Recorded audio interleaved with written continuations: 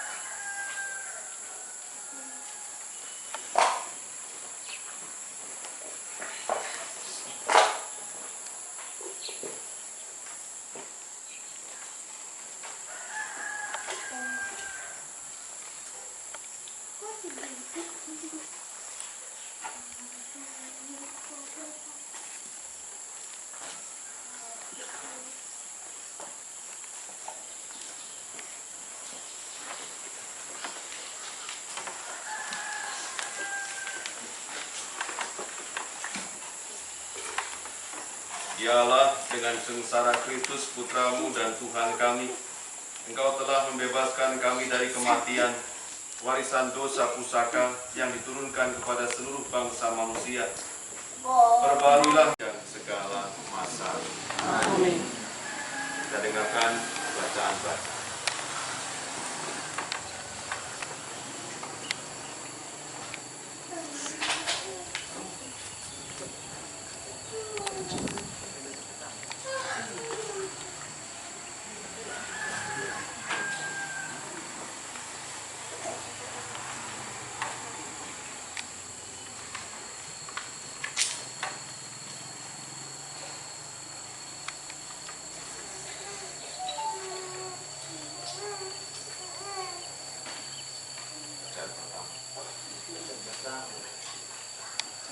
Bacaan pertama.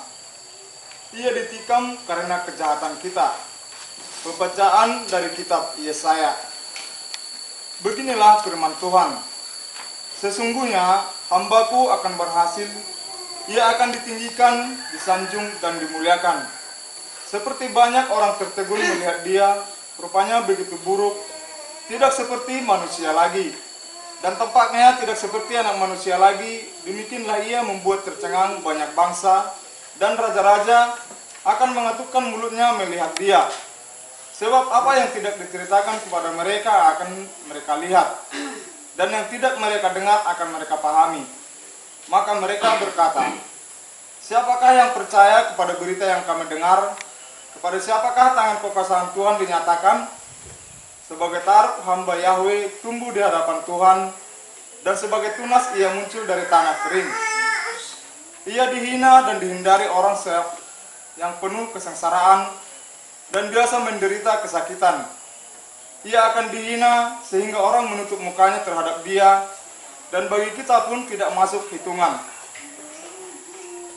Ia tidak tampan dan semarak pun tidak ada padanya, sehingga kita tidak tertarik untuk memandang dia, dan rupanya pun tidak menarik, sehingga kita tidak terangsang untuk menginginkannya.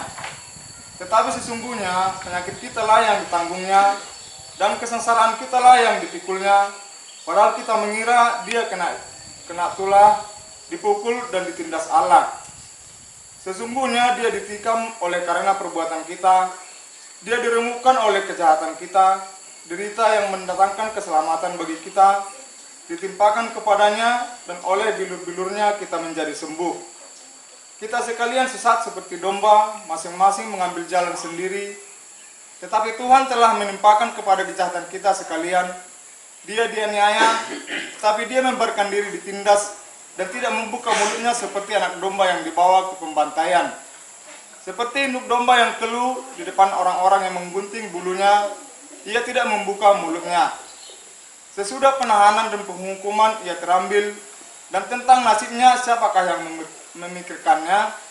Sungguh, ia terputus dari negeri orang-orang hidup, dan arena pemberontakan umatku ia kena tulah. Orang menempatkan kuburnya di antara orang-orang fasik, dan waktu mati dia ada di antara penjahat-penjahat. Sekalipun tidak berbuat kekerasan dan tipu, tidak ada di dalam mulutnya. Tetapi Tuhan berkehendak meremukkan dia dengan kesakitan, dan apabila ia menyerahkan akan jiwaku,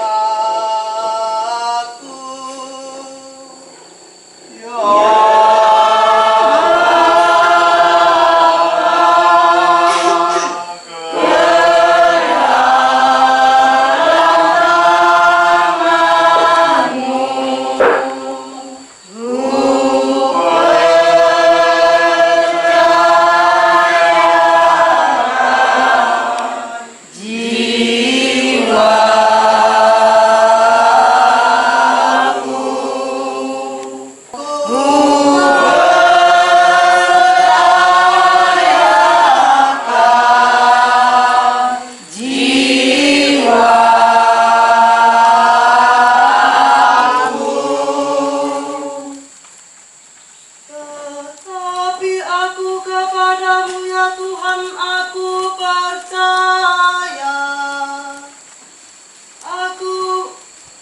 Aku berkata, Engkaulah Allahku. Masa hidupku ada dalam tangan-Mu. Lepaskanlah aku. Dan sesudah mencapai kesempurnaan, ia menjadi pokok keselamatan abadi bagi semua orang yang taat kepadanya. Terpujilah Kristus Tuhan, Sang Raja, kemuliaan kekal. Tuhan dekat kita. Anak-anakmu yang akan mewartakan kabar keselamatan saat peristiwa penderitaan putramu yang pasukan prajurit dan penjaga-penjaga bait Allah yang disuruh oleh imam-imam kepala orang-orang Farisi. Mereka datang lengkap dengan lentera, suluh, dan senjata. Yesus tahu semua yang akan menimpa dirinya, maka ia maju ke depan berkata kepada mereka. Siapakah yang kamu cari? Jawab mereka, Yesus dari Nazaret. kata Yesus kepada mereka. Akulah dia. Yudas yang mengkhianati Yesus berdiri juga di situ bersama-sama mereka. Ketika Yesus berkata kepada mereka, "Akulah dia," mundurlah mereka dan jatuh ke tanah. Maka Yesus Kau katakan, aku adalah Raja. Untuk itulah aku lahir, dan untuk itulah aku datang ke dunia ini, yakni untuk memberi kesaksian tentang kebenaran. dan segera mengalirlah darah serta air keluar. Dan orang yang melihat sendiri hal itu memberi kesaksian ini, dan benarlah kesaksiannya. Ada Yesus. Pilatus meluluskan permintaan Yusuf, maka datanglah Yusuf dan meluluskan jenazah Yesus. Juga Nikodemus datang di situ. Dialah yang dulu datang malam-malam kepada Yesus. Ia membawa campuran minyak murni. perubahannya bisa dikatakan ada, tetapi karena corona. Maka tidak ada penciuman salib, yang ada hanyalah penghormatan. Lalu yang selanjutnya mungkin masih asing untuk berapa orang, dan mungkin hanya berapa orang yang tahu saya siapa. Saya Pastor Dwi. Saya dari kongregasi SCY. Sama dengan Romo Pujo, sama dengan Romo Adi yang kemarin ke sini. Dan memang situasinya kami karena tidak dibantu oleh romo-romo dari luar, maka semampu kami melayani. Maka ketika diubah jadwalnya ke sana kemari, yang hanya bisa dapat misa stasi mana yang dapatnya jadi pengurus gereja yang mau berkorban. 2 orang punya KTP yang mau mendaftarkan ke BRI misalnya untuk cari dana. Jadi saya bisa bantu tampilkan di situ panitia pembangunan, atau Gereja Stasi Santo Antonius Padua Tanah Tumbu. Nah, itu nanti bisa dimasukkan itu nanti bisa dibaca orang, bisa dibantu orang, apalagi gerejanya nggak ada bajunya ini. Ya, jadi tolong nanti setelah saya pulang mikir ya, minta Romo Ignas untuk buatkan SK pengurus stasi. Lalu kemudian minta supaya dibuatkan untuk suratnya ke Bank BRI, supaya dibuatkan yang namanya buku bank rekeningnya supaya jelas.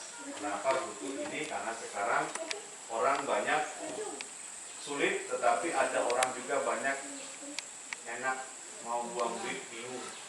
Maka dibutuhkan secepatnya. Jadi jangan sampai Anda ketinggalan rezeki. Banyak orang bisa berbuat baik untuk saudara-saudarinya, maka mereka bisa bantu untuk semuanya itu. Maka harapannya ada sekalian berjuanglah ya.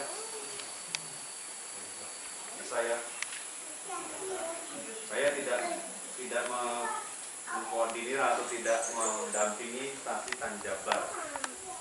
Saya mendampingi stasi Tanjatim.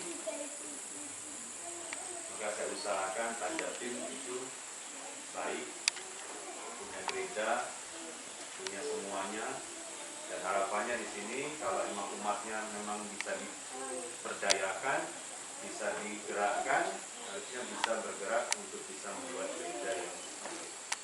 Tapi